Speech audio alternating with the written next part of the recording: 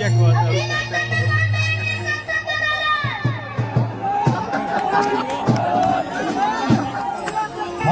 भाई हो हमार भाई हो भैया, हम सब नौजवान को अपने गार्जियन से आशीर्वाद लेना है, क्योंकि भैया माता पिता से बढ़ के कोई नहीं होता। जिस नौजवान साथी के सर पे अगर माँ बाप का आशीर्वाद है, उसको दुनिया का कोई ताकत ठिका नहीं सकता है। तो हम जितने नौजवान भाई हैं, हम सबसे विनती करेंगे भैया, हम सबको ऐसा काम करना है जिससे माँ बाप का सर ऊंचा, दिल में खुशी मिले।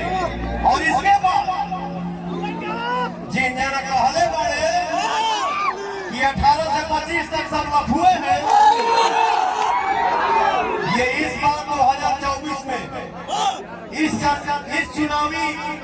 मैदान में और इस चुनावी सफर में 1 जून को आपको दिखाना है कि नौजवान हमारे लफुए हैं या नौजवान हमारे देश के